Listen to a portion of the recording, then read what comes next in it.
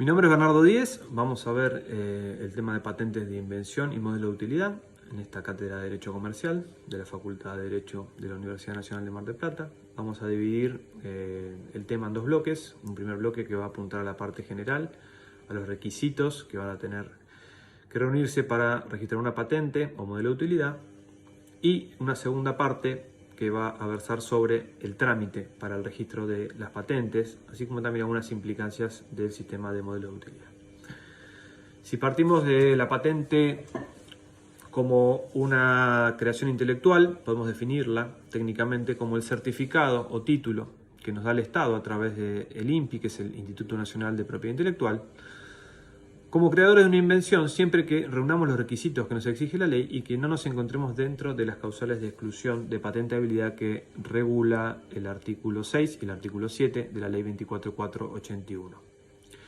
Lo que nos da la patente como inventores va a ser el derecho de impedir que terceras personas, sin nuestra autorización, puedan comercializar, fabricar, distribuir o importar incluso un producto que tenga nuestra patente en el territorio de nuestro Estado durante el término de 20 años contados a partir de la solicitud de la patente.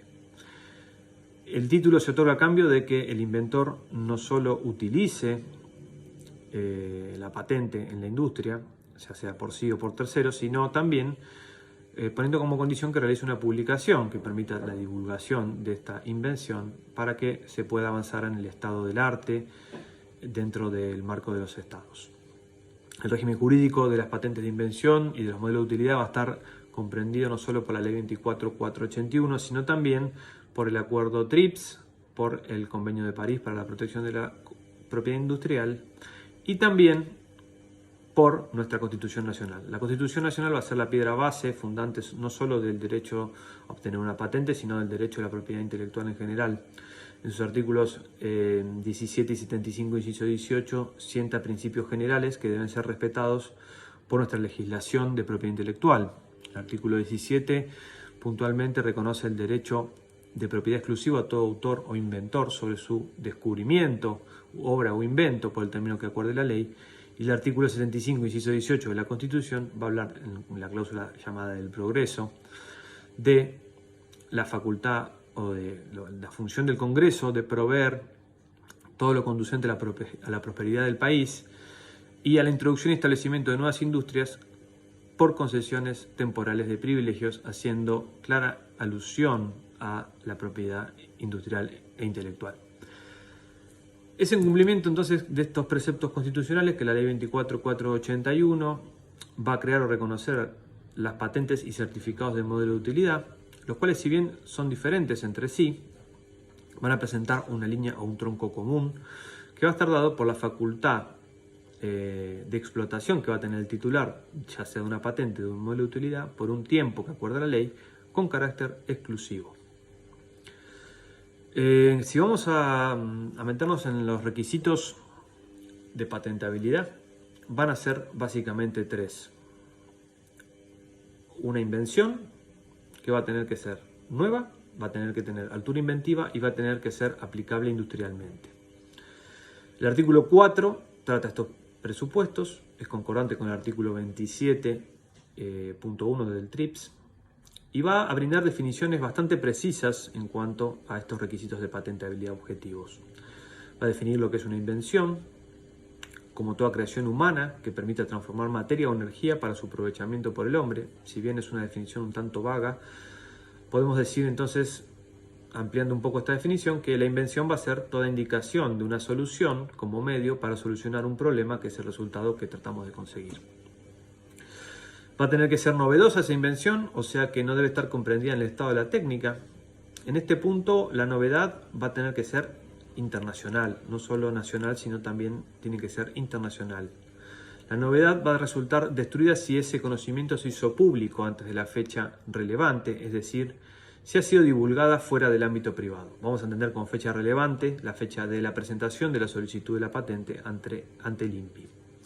Sin embargo, en el artículo 5 de la ley vamos a encontrar una excepción a este principio y es un plazo de gracia que da la ley para aquellos inventores o causavientes que realizaron una exhibición en una exposición, sea local o extranjera, durante el año anterior a la solicitud de la patente ante el INPI. Entonces, en ese caso, vamos a considerar igualmente cumplido el requisito de novedad. Por estado de técnica vamos a entender al conjunto de conocimientos técnicos que se han hecho públicos antes de la fecha de presentación de la solicitud de la patente, como ya les dije, ya sea en forma nacional como sea internacional, y no va a importar si el solicitante tenía o no conocimiento del estado de la técnica. Es un presupuesto objetivo. Esto quiere decir que si yo realizo una invención, la voy a registrar pensando que no existe en el estado de la técnica y en realidad ya existe, me va a ser denegada la patente. Va a haber actividad inventiva cuando entonces el proceso creativo o sus resultados no se deduzcan del estado de la técnica en forma evidente para una persona versada en la materia, y va a haber aplicación industrial cuando el objeto de la invención conduzca a la obtención de un producto industrial, entendiendo a la industria como comprensiva tanto de agricultura, industria forestal, ganadería, pesca, minería e incluso los servicios. La ley va a marcar en el artículo 6 y 7 un límite o una exclusión, digamos, a la patentabilidad. Va a decir cuándo determinadas cosas no son consideradas invención y cuándo determinadas cuestiones no van a ser patentables. No van a ser consideradas invenciones los descubrimientos, teorías científicas o métodos matemáticos. Si bien el descubrimiento y la invención tienen una zona de contacto en cuanto a su similitud, podemos decir que el descubrimiento lo que hace es encontrar algo que ya existía en el estado de la técnica, y una invención lo que hace es crearlo. Bien, esa sería la diferencia entre invención y descubrimiento, y por eso los descubrimientos no son considerados invenciones justamente. Tampoco van a ser consideradas las invenciones obras literarias, artísticas o científicas, porque están también protegidas por su régimen particular de propiedad intelectual, en la ley 11.723. Tampoco van a ser invenciones los planes, reglas y métodos para el ejercicio de actividades intelectuales, para juegos o para actividades económico-comerciales, también porque tiene una aplicación meramente intelectual y no industrial. Los programas de computación tampoco van a ser considerados de invención y también van a tener su propia regulación a través de la Ley de Propiedad Intelectual 11.723, así como tampoco las formas de presentación de la información. Por último, hay dos incisos. Uno es el inciso F, que no va a considerar invención la justaposición de invenciones conocidas o mezclas de productos conocidos, justamente porque no aportan nada nuevo, no hay una actividad inventiva. Y por otro lado, tampoco los métodos de tratamiento quirúrgico, terapéutico o bien de diagnóstico aplicables al cuerpo humano y relativo a los animales. Sí van a ser patentables los procesos farmacéuticos, que anteriormente se encontraban excluidos. Si ustedes agarran un libro viejo van a ver que los productos farmacéuticos estaban excluidos de la patentabilidad. Sin embargo, hoy por hoy son patentables, y esto tiene su fundamento en evitar un monopolio, digamos, de la salud pública por aquellos que producen los medicamentos. Por último, tampoco va a ser considerada invención la materia viva y las sustancias preexistentes en la naturaleza. El siguiente artículo nos va a hablar que no son patentables las invenciones cuya explotación deba prohibirse en el ámbito de nuestro país para proteger el orden público y la moralidad, la salud o la vida de las personas o los animales, o para preservar vegetales o evitar daños graves al medio ambiente. La totalidad del material biológico y genético preexistente en la naturaleza o su réplica en los procesos biológicos implícitos en la reproducción animal, vegetal y humana. Y por último, las plantas y animales, excepto los microorganismos, sin perjuicio de la protección que está contemplada en la ley 20.247. Tomando estos últimos dos incisos que les mencioné, podemos decir entonces que los microorganismos, si cumplen los requisitos de patentabilidad del artículo 4, van a ser patentables. En este sentido seguimos el acuerdo TRIPS, esos artículos 27.1 y 27.3. No van a ser patentables así los microorganismos que ya preexisten en la naturaleza. Cuanto a los vegetales, cabe preguntarse qué pasa con las plantas que no están preexistentes en el estado de naturaleza, que las obtenemos a través de procesos. A simple vista la respuesta es negativa. No van a ser patentables, dado que una respuesta contraria en contra del convenio TRIPS, el acuerdo TRIPS y el convenio UPOV. Por último, los animales, en caso la prohibición para la patentabilidad no está concedida tanto en el TRIPS como en el UPOV, y por ende sí ha sido incorporada a la ley de patentes por el decreto reglamentario de esta ley, por lo cual la constitucionalidad del decreto reglamentario es dudosa y podríamos patentar alguna cuestión de nuevas especies, digamos, ¿no? Si nos preguntamos qué es el ius entonces prohibendi o el ius excluendi que posee el titular de una patente, si lo ven en los textos, va a ser el derecho que va a tener todo inventor o sus causahabientes para excluir a otra persona del uso de su invención. Es el derecho exclusivo que tenemos para explotar esa patente. Es netamente económico, en este caso, el fin de la patente. No solamente avanzar en el estado de la técnica, sino también obtener un rédito que tiene que ver con los años de investigación y de I+D que tenemos inmersos en un proceso de patente. Una patente no se inventa un día para el otro, lleva un proceso de años y también una inversión económica, ¿no?, por parte del inventor, o sea, de la empresa donde el inventor desarrolla sus tareas. Entonces, por eso también hay un fuerte contenido económico dentro de este derecho de patentes. En este caso vamos a tener que diferenciar el derecho de la patente del contenido de la patente. En cuanto al primero, la ley va a establecer que corresponde tanto al inventor como a sus causahabientes. Van a tener dos derechos fundamentales, entonces, la protección del régimen de confidencialidad, o sea, que esa patente quede dentro de la ley de confidencialidad, y por otro lado, solicitar el otorgamiento de esa patente de invención si se cumplen los requisitos, pudiendo transferirlos, ya sea por una cesión o por una licencia.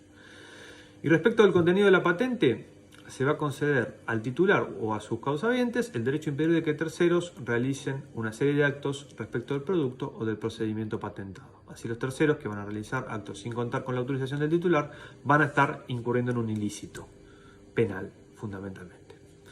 En ese sentido, vamos a relacionar este tema con el agotamiento del derecho de patentes, como para ir terminando este bloque. Y en este punto, nuestro país va a seguir la teoría del agotamiento internacional del derecho de patentes. Lo encontramos en el artículo básicamente 36, inciso C de la ley de patentes. El instituto lo que hace es limitar el derecho de exclusividad del titular de una patente para que el mismo no sea absoluto. ¿Esto qué quiere decir? Que el concepto del agotamiento del derecho de patentes es la facultad que tiene el titular de una patente respecto a un determinado producto que se extingue una vez que el mismo fue comercializado lícitamente.